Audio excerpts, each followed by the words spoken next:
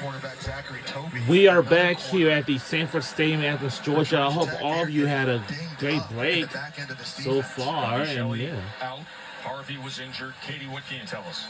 Yeah, as you guys could imagine, Brent Key is really pleased with the way his defense has played so far. He said defensive coordinator Tyler Santucci is making the right calls at the right times. He said we're getting off the field on third down. We forced that turnover. But he said this game, of course, is far from over. We have to keep playing our butts off if we want to walk out of here with a win. Maybe not the word that he actually used in the live interview there with Katie, but she's right. And Coach Key is right, too. Tyler Santucci, their defensive coordinator, has been doing an outstanding job in this game. And you go back and take a look at that last hit, 23, to Zachary Toby. He goes down hard.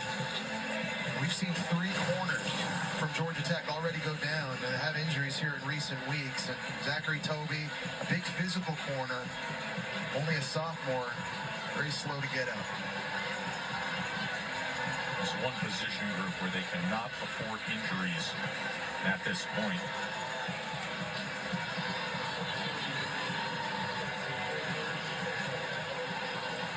College football playoff rankings are brought to you by Capital One. Georgia's the number 7 team in the country. Tomorrow, Texas, number 3 at 20th ranked A&M. The rivalry renewed on ABC. The winner of that game will meet Georgia in the SEC championship. I think the big winner after last week and the rankings coming out was the ACC. For most of the year, it was thought that maybe the ACC champion would be the only team getting into the playoff. But with Bama losing and Ole Miss losing and A&M losing, SMU in great position. They're already in the ACC title game. It looks like there may be 2, maybe even 3 ACC teams that get in if Clemson's able to beat South Carolina tomorrow. Consider Miami against SMU for the ACC championship. Oh! Lovett had a chance. And that's a play they got to make with all these injuries in the back end for Georgia Tech. Carson Beck trying to take a shot, and we talk about all the drops and contested drops. That's just a play Dominic Lovett has to be able to make on a perfect back shoulder from Carson Beck. He's seen that time and time again this year.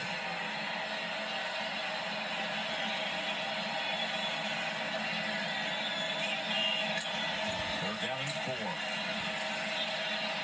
Beck trying to find an option.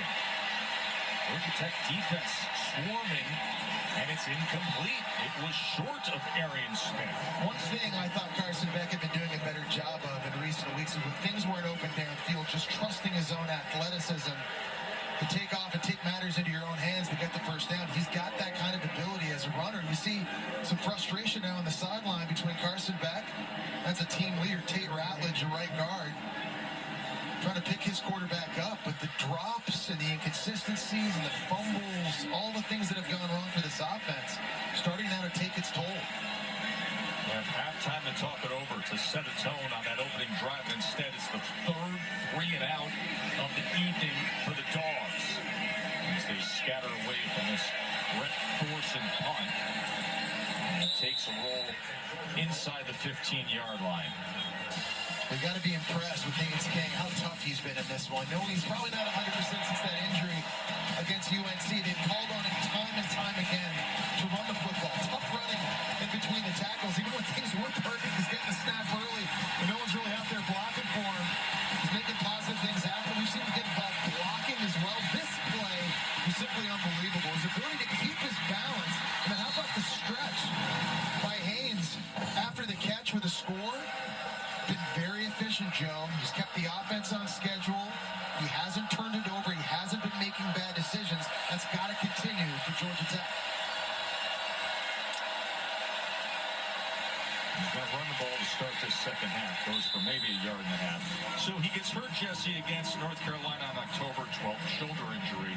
And then the big upset of Miami, he ran the ball 20 times for nearly 100 yards. Came up big with it. And they're doing it again here, Joe. That's the strategy, obviously, is to run the ball, keep the time of possession on your side. But give Georgia's defense credit there, Joe, because we haven't seen that happen in a long time. Winning first down. And now putting Haynes King in this offense behind the sticks a little bit in a more predictable passing situation. 2nd and 9. set up the screen as he goes to Singleton. Gets out to the 16-yard line. You absolutely have to be able to get off the field right now if you're Georgia on defense here. Forcing a 3, and that would be massive for their confidence and the momentum. There's a substitution by Georgia defensively. Damon Wilson, true sophomore number 10 on the field, one of their best pass rushers.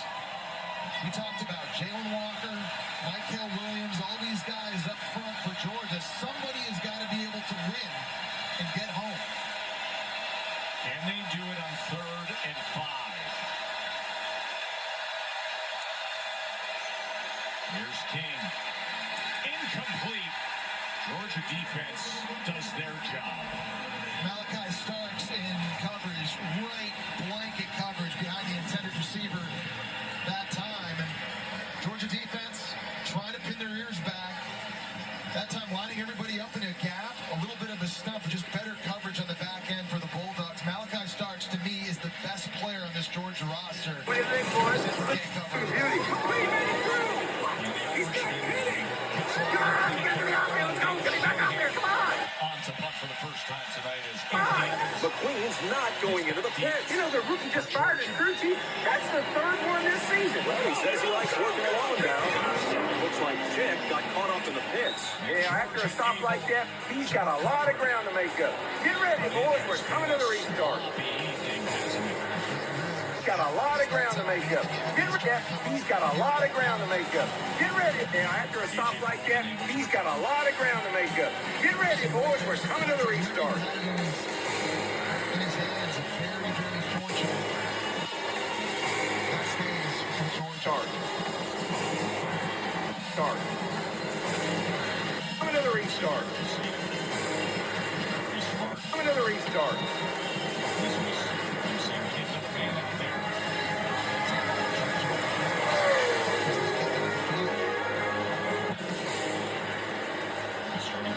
Restart. Start. Coming to the restart. Get ready, boys. We're coming to the restart. Get ready, boys. We're coming to the restart.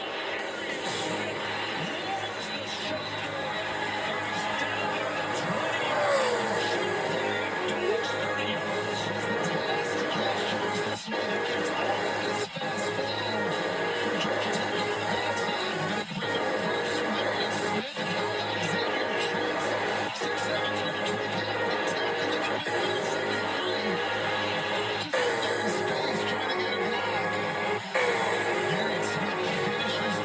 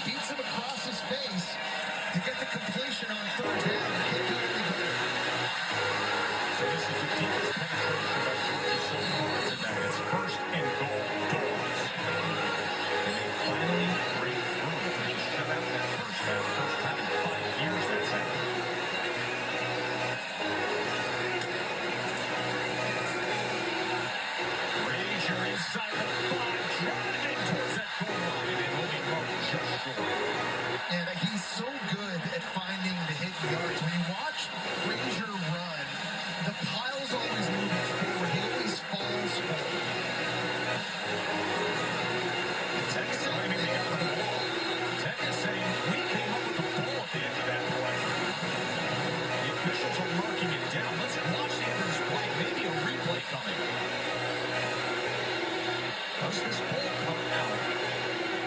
See Frazier, all of a sudden Daniels has the ball in his possession, but as Frazier's back on the turf, or even his backside on the turf before that happened. They were rolling on the field as he was really down. Sport momentum still going forward. The question is when is he down? Does he still have possession of the ball? Omar Daniels came away with the football. Georgia Tech claims that they have the ball. But you need indisputable video evidence to overturn this. So right there, the ball's definitely out. Frazier's down. The question is, when did that football start to come out? When did he lose possession of it in relation to him being down on the ground? Meanwhile, Clayton Howard sorting it up at the end of that. It's another DB. This time it's safety. Let's bring in our rules expert, Matt Austin. Matt, what's your read here? Yeah, I agree with you guys, Joe. You really can't tell. Like you said, Georgia Tech player ends up with the ball, but when does he lose possession? I haven't seen a shot that definitely shows the... Is under further review. Matt, please continue. Yeah, I haven't seen a shot that shows the ball separating from the hand. So I don't think there's anything there to overturn. I would not be surprised if this call stands. It's tough. Listen, there's so much traffic there. You can see that Omar Daniels comes up with the football. What we don't know for fact is the backside of Nate Frazier. Where is the ball when that hits the grass? I don't know how you have any conclusive video evidence there to overturn the call that he was down.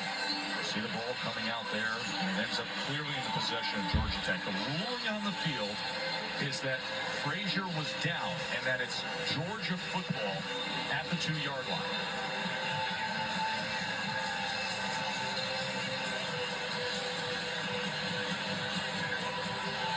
Obviously, a critical review considering what's been going on with Georgia tonight. This will be their first moment of having any hope, and then turning the ball over on downs, turning the ball over hopelessly with 3 and outs, and now here they are ready to punch it in. Yeah, this is a call that they need to go their way.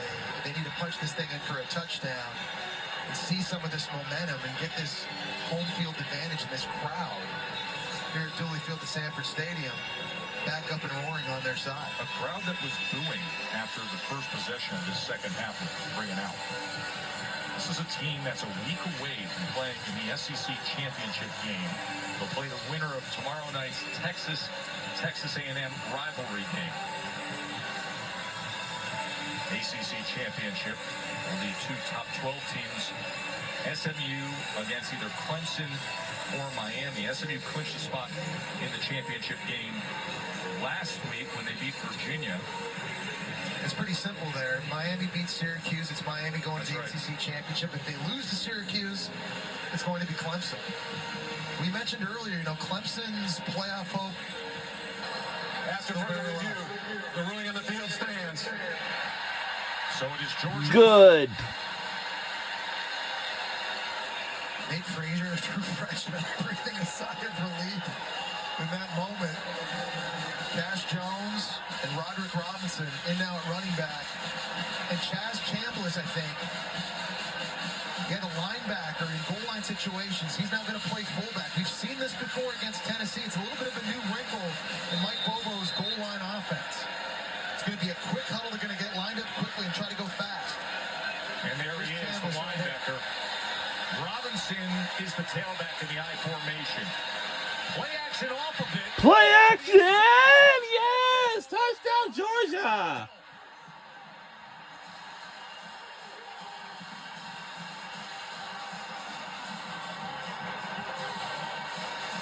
And that's a great wrinkle by Mike Bobo calling plays, because the only time this year they've had Chambliss in at fullback, they ran the football, so they're faking it this way, and it's Oscar Delp who's going to fight his way out here on the corner route and score. It's a nice job of Carson Beck just holding on to the very last possible second, and that's the answer the Bulldogs needed. They're going for 2, Joe. Oh boy. Brought to you by Dos Equis. Of course, many coaches will look at the big deficit. 2-point conversion. I hope we do make it. If you can, that's what Kirby Smart is going to do here. Going for 2 as they finally get on the scoreboard. Let's see. Let's see.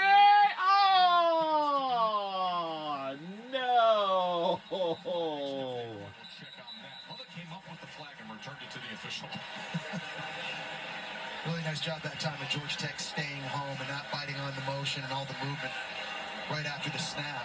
Illegal motion, offense, number 6. Penalties declined. The try is no good.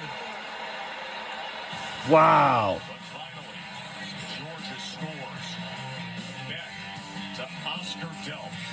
17-6 now. Wow. Old-fashioned We'll be right back. Wow.